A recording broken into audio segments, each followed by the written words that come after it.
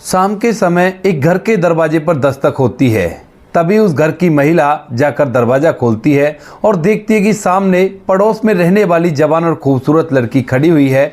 और जैसे दरवाज़ा खुलता है तो उसके बाद वह लड़की उससे कहने लगती है कि अब मैं अपने घर नहीं जाऊंगी, अब मुझे आपके घर में ही रहना है। इसके बाद जो महिला जिसने दरवाज़ा खोला था वह एकदम से इस बात को सुनकर घबरा जाती है और कहने लगती है कि बेटी तू यहाँ से चली जा, तुझे पता है ना तेरे अंकल आने वाले हैं और तू यहाँ पर उन्हें दिख गई तो वो बहुत ही नाराज़ हो जाएंगे। इसके बाद जो लड़की होती है वो कह देती है कि आंटी अगर आप मुझे यहाँ से भेज रही हो तो कोई बात नहीं, मैं चली जाऊँगी, लेकिन मैं अब दोबारा से अपने घर में नहीं जा सकती और फिर भी आप मुझे यहाँ से जाने के लिए कह रही हो तो मैं इस दुनिया को छोड़कर ही विदा हो जाऊँगी। कौन थी वह लड़की और किस वजह से ऐसा कह रही थी अपने घर में रहने के लिए, पूरी सच्चाई के बारे में जानने के लिए वीडियो को अंत तक जरूर देखें। मध्य प्रदेश के एक शहर में एक मकान होता है जिस मकान के अंदर पति पत्नी रहा करते हैं, जिसमें से पत्नी का नाम सुनीता है और पति का नाम मुकेश है। मुकेश जो कि प्राइवेट जॉब किया करता है और अच्छी तरह से अपने घर परिवार को चला रहा है। सुनीता घर के अंदर रहा करती और घर की देखभाल किया करती है। उनका एक जवान बेटा है जो कि बाहर रहकर डॉक्टरी की पढ़ाई कर रहा है और काफ़ी दिन उसे घर से बाहर जाए हुए हो गए हैं। उनके पड़ोस में एक घर होता है जो काफ़ी दिनों से खाली पड़ा था। एक दिन अचानक से वहाँ पर एक परिवार आकर बसने लगता है। परिवार के अंदर माता पिता होते हैं और उनकी 3 बेटियां होती हैं और एक सबसे छोटा बेटा होता है। पिता कहीं पर काम किया करते थे, लेकिन वो परिवार बिल्कुल ही सामान्य नहीं था। वह लोग ना तो किसी से ज़्यादा बात किया करते थे और अपने घर के अंदर चुपचाप रहा करते थे। अब जो सुनीता होती है वह हाउसवाइफ थी और वह इस बात पर कुछ ज़्यादा ही गौर देने लगती है। अक्सर जब भी वह कभी काम से फुर्सत उसे मिला करती तो वह उस घर के अंदर ताका झांकी करने लगा करती और ताका झांकी करने के बाद उन्हें पता चलता है कि इस घर के अंदर जो सबसे बड़ी लड़की है उसके ऊपर ये लोग काफ़ी ज़्यादा अत्याचार करते हैं। वह इस बात को देखकर बड़ी हैरान होती है क्योंकि वैसे तो उसे बेटी बेटी वो कहा करते हैं, लेकिन घर का सारा काम उससे ही करवाया करते हैं और कई बार तो उसे खाने के लिए भी नहीं दिया करते हैं। वह लड़की कभी कभी अपनी छत पर आकर एक कोने में बैठकर फूट फूट कर रोया करती है और यह सब कुछ सुनीता वहाँ से देख लेती है। जब सुनीता ये सब कुछ देखती है तो उसे उस लड़की पर बड़ा ही तरस आता है क्योंकि वह शादी के योग हो गई थी और काफ़ी खूबसूरत भी थी, लेकिन ये लोग उसको बुरी तरह से घर के अंदर रखा करते थे और घर का सारा काम उसी से करवाया करते थे। इसके बाद जो सुनीता होती है कभी कभार जब वह छत पे आकर रोया करती है तो उसके लिए कुछ खाने पीने का सामान डाल दिया करती है अपनी छत से और वह लड़की चुपचाप उसे उठाकर खा लिया करती है क्योंकि अक्सर वो लोग उसे एक टाइम का ही भोजन दिया करते थे और यही बात उसे बार बार रुला दिया करती थी। धीरे धीरे उन दोनों में बॉन्डिंग सी हो जाती है और जब कभी घर वाले नीचे काम किया करते थे और वह लड़की जो दूसरे घर में रहा करती थी वह छत पर आ जाया करती तो चुपके सुनीता से बात करने लगती है। बात करते वक्त वह ये ध्यान रखती है कि उसके घर वाले में से कोई भी उसे देख ना ले। अगर कभी वह उसे किसी और से बात करते हुए देख लिया करते थे तो वह उस पर पिटाई भी लगा दिया करते थे। इसी वजह से जो वह लड़की होती है वह सुनीता से बात करती है और बातों के दौरान वह उसे अपना नाम सोनिया बताती है। जब सुनीता सोनिया से पूछती है कि तुम्हारे साथ तुम्हारे माता पिता ऐसा क्यों किया करते हैं तो उसके बाद जो सोनिया होती है वह अपनी पूरी कहानी सुनीता को बता देती है। वह बताती है दरअसल हम लोग गाँव में रहा करते थे और ये जो माता पिता हैं ये दोनों के दोनों मेरे सौतेले हैं। अब इस बात को सुनकर सुनीता थोड़ी सी हैरान हो जाती है और उसके बाद पूछने लगती है कि दोनों के दोनों सौतेले कैसे हो सकते हैं। तो वह बताती है कि मैं और मेरे माता पिता हम अच्छी तरह से रहा करते थे और माता पिता मुझे बड़ा ही लाड़ चाप से रखा करते थे, लेकिन तभी किसी कारण के चलते मेरी पिता की मौत हो जाती है और पिता की मौत के बाद माँ अकेली रह गई थी। जब माँ अकेली रह जाती है तो अड़ोसी पड़ोसी उनसे शादी के लिए कहने लगते हैं कि इतनी लंबी जिंदगी ऐसे व्यतीत नहीं होगी, तुम्हें दूसरी शादी तो करनी ही होगी। इसी वजह से जो मेरी माँ होती है वह दूसरी शादी कर लेती है, लेकिन दूसरी शादी करने के कुछ दिनों बाद ही मेरी माँ की भी मौत हो जाती है। जो मेरे पिता थे वो उसी टाइम पर मुझसे जला करते थे, लेकिन जैसे ही मेरी माँ की मौत हो गई उसके बाद से तो वो मुझे बहुत ही ज़्यादा परेशान करने लगे और मुझे बहुत ही ज़्यादा दुखी रखा करते थे। कुछ दिनों बाद जो ये फिलहाल पिता हैं इन्होंने भी दूसरी शादी कर ली और दूसरी शादी करने के बाद एक सौतेली माँ घर के अंदर आ गई। मैं तो खुश हो रही थी कि माँ आएगी, थोड़ा सा रहम मुझ पर करेगी, लेकिन ये माँ मुझसे बहुत ही ज़्यादा नफरत किया करती है और नफरत के चलते यह घर का सारा काम मुझी से करवाया करती है। अब मैं मैं घर का पूरा काम किया करती हूँ और उसके बाद भी मुझे एक वक्त का खाना मिला करता है। यह बात सुनकर सुनीता की भी आंखें नम हो गई थी। इधर जो सोनिया थी वह इन बातों को बताते हुए अपने माता पिता को याद करने लगती है और उसकी आंखों में भी पानी आ जाता है। तभी जो सुनीता होती है एकदम से उसको ज्ञात होता है कि इसका कोई ना कोई तो रिश्तेदार होगा, वो इसे अपने साथ क्यों नहीं लेकर गया। इसके बाद जो सुनीता होती है वह उससे पूछ ही लेती है कि तुम्हारा कोई रिश्तेदार नहीं है जो तुम्हें अपने साथ ले जाए और अपने साथ अच्छी तरह से रख ले। तो वो कह देती है कि रिश्तेदार तो हैं, लेकिन कोई भी मुझे अपने साथ रखने के लिए तैयार नहीं था।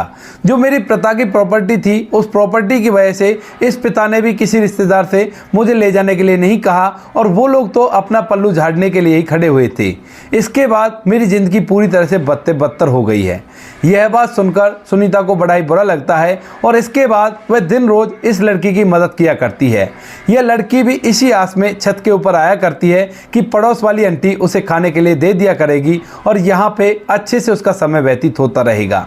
बार बार उसके घर से उसको धमकाने की आवाज़ आती है और यह बातें सुनीता सुन भी लेती है, लेकिन वो करे भी तो क्या करे, क्योंकि पड़ोस का मामला था और असलियत में वो उनके गार्जियंस थे। धीरे धीरे समय बीतता है। समय के साथ साथ और भी इन दोनों में बातें होती हैं और बातों के दौरान सुनीता को पता चलता है कि जो इसकी सौतेली माँ है उसने इसके सौतेले पिता से कह दिया था कि अगर तुम शहर के अंदर रहोगे तभी मैं तुम्हारे साथ रह सकती हूँ, वरना मैं बिल्कुल भी नहीं रहूंगी। तो इसीलिए इसके सौतेले पिता ने गाँव की पूरी प्रॉपर्टी बेचकर इस शहर के अंदर ये मकान ले लिया है और यहाँ पर अपनी पत्नी और बच्चों के साथ रहा करता है। धीरे धीरे सोनिया और सुनीता के बीच में एक बहुत अच्छी खासी बॉन्डिंग बन गई थी और वह उसे आंटी आंटी कहकर बुलाया करती और आंटी उसकी ढेर सारी मदद भी किया करती। जब कभी उसे मौका मिला करता तो वह दोनों घंटों तक एक दूसरे से बात किया करती, लेकिन जब यह बात सुनीता के पति मुकेश को पता चलती है तो वह उसे साफ साफ मना कर देता है। कहता है कि इस तरह से दूसरों की मदद नहीं किया करते और तुम्हें क्या मतलब है खामखा दूसरे की जिंदगी में टांग अड़ाने का। अगर उन लोगों को इस बात के बारे में पता चला तो खामखा ही एक दूसरे से बहसा बहसी का माहौल हो जाएगा और मैं ये चीज़ बिल्कुल भी नहीं चाहता। सुनीता अपने पति से छुपते हुए उसकी मदद किया करती और सोनिया अपने घर वालों से छुपते हुए उससे मिलने के लिए आया करती। लगभग उनको वहाँ पर रहते हुए 6 महीने बीत जाते हैं और 6 महीने बाद अचानक से जो सोनिया की सौतेली माँ होती है उसका प्लान बनता है किसी और दूसरे शहर में रहने का। इसी वजह से वह अपने पति यानी कि सोनिया के सौतेले पिता से दूसरे शहर में जाने की डिमांड कर देती है और इस बात को उसका पति मान भी लेता है। लेकिन दूसरे शहर के अंदर जो मुकेश होता है वहाँ पर एक किराए का घर देखता है और जो किराए का घर उसे अपने बजट के अकॉर्डिंग मिला था वह काफ़ी छोटा था। उसमें इतनी ज़्यादा जगह नहीं थी कि वो सभी लोग एक साथ रह सके। घर के अंदर केवल 2 कमरे थे, लैट्रिन बाथरूम था, किचन था और कुछ नहीं था। अब इसके बाद जो सोनिया के सौतेले माता पिता होते हैं वह सोनिया को यहीं पर छोड़ने का फैसला कर लेते हैं। वह सोचते हैं कि सोनिया को इसी घर में छोड़ देंगे, ये तो हमारा अपना है, इसकी साफ सफाई भी होती रहेगी और ये घर के अंदर आराम से रही आएगी। यही सोचकर जो सोनिया के सौतेले माता पिता होते हैं वह अपने बच्चों को तो अपने साथ ले जाते हैं, लेकिन सोनिया को यहीं पर छोड़ गए थे। दोपहर के समय वे घर से चले जाते हैं, लेकिन इतने बड़े घर के अंदर सोनिया का बिल्कुल भी जी नहीं लगता है और उसे इस घर के अंदर बहुत ज़्यादा डर लगने लगता है। इसके बाद वह बार बार छत पर जाया करती, लेकिन सुनीता आज छत पर नहीं आई थी। अक्सर ऐसा हो जाया करता था तो जो सोनिया होती है वह छत पर ही बैठी रहती है कि कब सुनीता आंटी आएंगी और मैं उनसे बात करूंगी। धीरे धीरे समय अपनी गति से व्यतीत होने लगता है और शाम हो जाती है। जैसे शाम होती है तो शाम के समय तक जब सुनीता नहीं आती है तो अब रात के समय सोनिया से इस घर में बिल्कुल भी नहीं टिका जाता है और वह वहाँ से सीधा अपनी आंटी सुनीता के घर के दरवाजे पर पहुँच जाती है और दरवाजे को खटखटा देती है। जब घर के दरवाजे पर दस्तक होती है तो उसके बाद सुनीता आकर दरवाज़ा खोलती है और सामने जैसे वो सोनिया को खड़ा हुआ देखती है तो एकदम से थोड़ी सी घबरा जाती है और कहने लगती है कि बेटी तू यहाँ पर क्या कर रही है, क्योंकि तेरे अंकल आने वाले हैं। अगर उन्होंने तुम्हें यहाँ पर देख लिया तो मुझ पर बहुत ज़्यादा गुस्सा होंगे और घर के अंदर लड़ाई का माहौल बन जाएगा। लेकिन तभी जो सोनिया होती है वो एकदम से सुनीता आंटी के सामने फूट फूट कर रोने लगती है और रो रो कर उन्हें बता देती है कि मेरे घर वाले यहाँ से दूसरे शहर में चले गए हैं और वो लोग मुझे यहीं पर छोड़ कर गए हैं। कहा है कि अपने आप खा लेना, अपने आप बना लेना, लेकिन इस घर के अंदर मेरा बिल्कुल भी मन नहीं लग रहा है और मैं आज से आपके ही घर पर रहूंगी। इस बात को सुनकर जो सुनीता होती है वह और भी काफ़ी ज़्यादा घबरा जाती है और उससे कहने लगती है कि नहीं बेटी, ऐसा नहीं हो सकता, यहाँ पर मैं तुम्हें अपने पास नहीं रख सकती। लेकिन जो सोनिया होती है वह उससे साफ साफ बोल देती है कि ठीक है आंटी, अगर आप मुझे अपने घर में नहीं रखना चाहते तो कोई बात नहीं, मैं उस घर में अकेली तो नहीं रह सकती, लेकिन इस दुनिया को छोड़कर तो जा सकती हूँ। आप अगर मुझे यहाँ से भगा दोगे तो मैं इस दुनिया को छोड़कर ही विदा हो जाऊंगी। यह बात सुनकर जो सुनीता आंटी होती है वह थोड़ी सी घबरा जाती है और उसे उस पर तरस भी आ जाता है।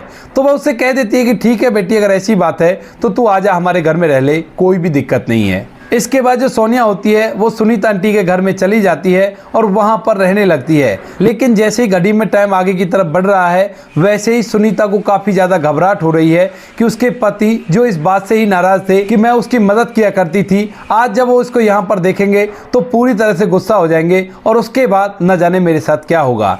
यही बात सोच सोच कर वह काफ़ी ज़्यादा परेशान रहती है और इसी परेशानी के चलते धीरे धीरे वो टाइम भी आ जाता है जब उसके पति घर आते हैं। जैसे उसके पति मुकेश घर आते हैं तो घर आकर अपने घर के अंदर सोनिया को देखते हैं तो पूरी तरह से हैरान और गुस्से की सी शक्ल बना लेते हैं। वह कहते हैं अपनी पत्नी से कि ये यहाँ पर क्या कर रही है। तो जो सुनीता होती है वो उससे कहने लगती है कि 2-3 दिन ये यहीं पर रहेगी क्योंकि इसके घर में कोई भी नहीं है और इस बेचारी को अकेले वहाँ पर डर लगता है।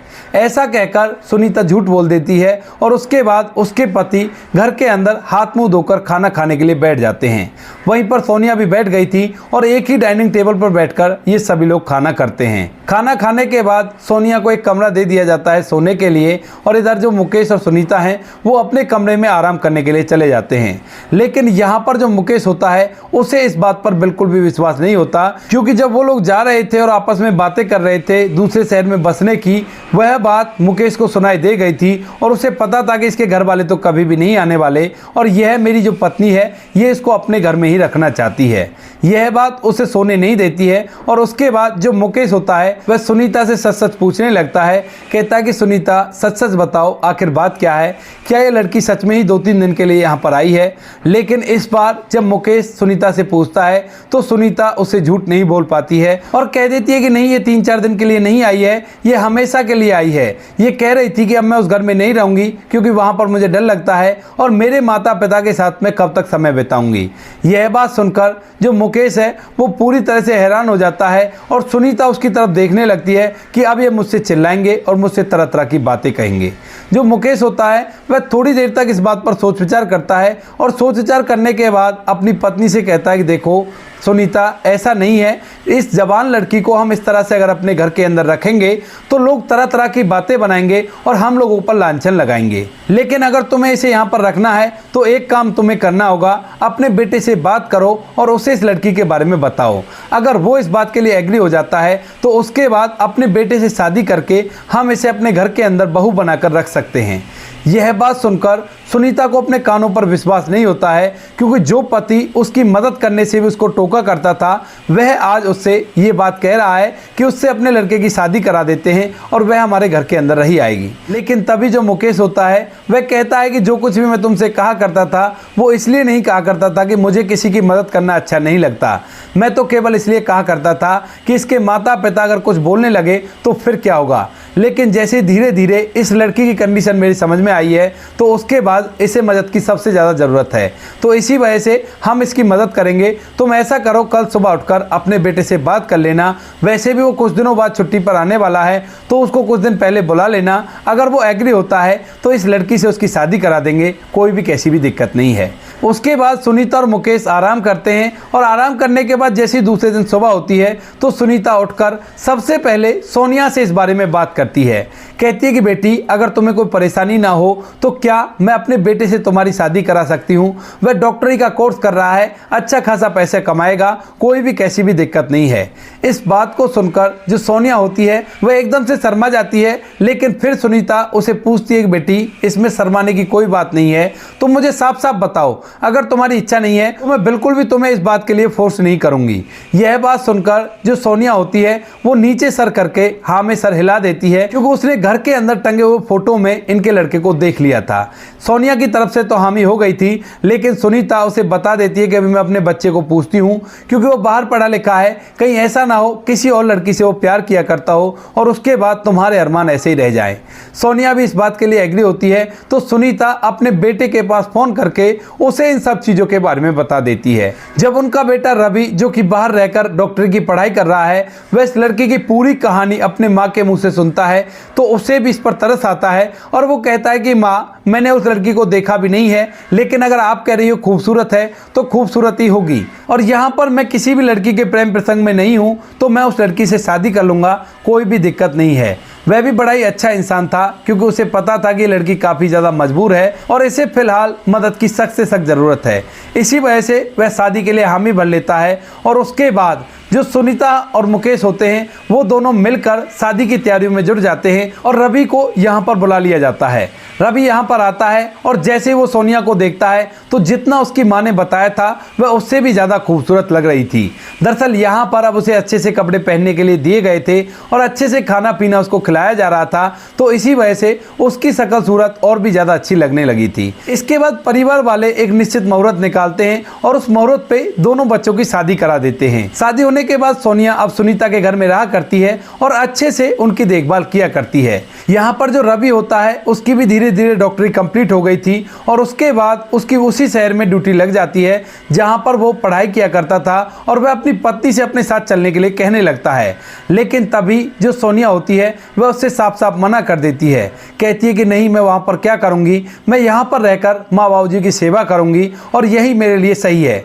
इस बात को सुनकर रवि को भी ये बात बड़ी अच्छी लगती है कि वह इसके माता पिता का कितना आदर किया करती है और इसके बाद रवि उसे वहीं पर छोड़कर वहाँ पर ड्यूटी करने लगता है। कुछ दिनों बाद रवि अपना उसी शहर में ट्रांसफ़र ले लेता है और वहीं पर उसके साथ रहने लगता है। इधर यह बात जब सोनिया के सौतेले माता पिता को पता चलती है कि उनकी बेटी ने शादी कर ली है तो उसके बाद उन्हें इस बात का कोई भी फर्क नहीं पड़ता और वो कहते हैं कि ठीक है, जो हो गया सो हो गया, हमें कोई भी आपत्ति नहीं है, कम से कम इसकी शादी में पैसे तो खर्च नहीं करने पड़े। उसके बाद धीरे धीरे समय बीता और समय के साथ साथ जो सोनिया के सौतेले माता पिता होते हैं उनके बच्चे भी बड़े हो जाते हैं और बच्चे बड़े होने के कारण उनकी शादी भी हो जाती है। अब तक यहाँ पर जो सोनिया होती है उसको भी बच्चे हो चुके थे और उसके बच्चे स्कूल में पढ़ने के लिए जाया करते थे, जैसा कि होना ही चाहिए था। सोनिया के सौतेले माता पिता का जो लड़का होता है वह उनकी जरा भी इज्जत नहीं किया करता है और जैसे उसकी पत्नी आ जाती है तो उसके बाद वह उन पर मार पिटाई लगाने लगता है। मार पिटाई जब उन पर लगती है तो उसके बाद वह अपनी बेटियों का घर का दरवाजा भी खटखटाते हैं, लेकिन उनकी बेटियां भी उनसे साफ साफ मना कर देती हैं और कहती है कि हमारे यहाँ पर तुम्हारे लिए कोई भी जगह नहीं है। थक हार कर वह वापस से अपने उसी घर में लौटते हैं जो उस पूरी प्रॉपर्टी को बेचने के बाद उन लोगों ने खरीदा था और उस घर में रहकर अपनी ज़िंदगी को कष्टों से व्यतीत कर रहे हैं। सोनिया जब उनकी हालत देखती है तो उसे तरस बहुत आता है, लेकिन कहीं ना कहीं अभी उसके दिमाग में वो सभी बातें थी जो कुछ वो उसके साथ किया करते थे और इसी वजह से वह उनको ऐसे छोड़ देती है। एक दिन सोनिया उसी जगह पर खड़ी होकर जहां से सुनीता सोनिया को देखा करती थी वहां से उस घर के अंदर निगाह रखती है और ताका झाकी के दौरान उसे पता चलता है कि उसके सौतेले माता पिता की तबीयत बहुत ज़्यादा खराब है और वो लोग दर्द से करहा रहे हैं। इसी वजह से जो सोनिया होती है उस पर इस बार नहीं रहा जाता और वह उनके पास पहुंच जाती है उनको डॉक्टरी इलाज दिलाने के लिए और उनकी देखरेख करने के लिए। जब सौतेले माता पिता को दिखाई देता है कि वो लड़की जिसके लिए हमने बिल्कुल भी टाइम नहीं निकाला और बिल्कुल भी उस पर गौर नहीं दी, ऊपर से उसको बहुत ज़्यादा परेशान किया था, वही हमारी देखभाल कर रही है, तो उन्हें इस बात की बहुत ही ज़्यादा शर्मिंदगी होती है और वह सोनिया के सामने हाथ जोड़कर फूट फूट कर रोने लगते हैं। लेकिन सोनिया उनसे कह देती है कि कोई बात नहीं, तुमने जो किया था वो तुम्हारे साथ है और मैं जो कर रही हूँ वो मेरे साथ है। मुझे इस बात से कोई भी फर्क नहीं पड़ता कि तुम लोगों ने मेरे साथ बहुत ही गलत किया है और आज के बाद अगर तुम्हें कोई भी परेशानी हो तो तुम मुझे बता सकते हो, मेरा घर तुम्हारे साइड में ही है। यह बात देखकर सुनीता और मुकेश भी बड़े ही हैरान होते हैं कि जिस लड़की के साथ उसके माता पिता ने इतना बुरा किया था वह अंत के दर्जे अपने सौतेले माता पिता के लिए भी इतनी देखभाल करना चाहती है। वह अपने सास ससुर की भी सेवा किया करती और साथ में उन सौतेले माता पिता की भी सेवा किया करती। रवि को इन बातों से कोई भी समस्या नहीं होती, वह कहता है कि ठीक है, तुम जो कुछ भी कर रही हो वो अच्छा ही काम है। तो दोस्तों ये थी आज की कहानी। आपको कहानी जैसी भी लगी हो कमेंट सेक्शन में बता देना। वीडियो अगर अच्छी लगी हो तो वीडियो को लाइक और चैनल को सब्सक्राइब जरूर करें ताकि हमें थोड़ा सा हौसला मिले आप लोगों के लिए ऐसी अच्छे वीडियो बनाने के लिए। इन कहानियों को सुनाने का उद्देश्य किसी को परेशान करना बिल्कुल भी नहीं है। यह कहानी आपको इसलिए सुनाई जाती है ताकि आप लोग इन कहानियों में से कुछ न कुछ सीख सको और अपने जीवन में उस चीज़ को अप्लाई कर सको। मिलते हैं किसी नेक्स्ट वीडियो नए टॉपिक के साथ, तब तक के लिए जय हिंद, जय भारत, जय हिंदुस्तान।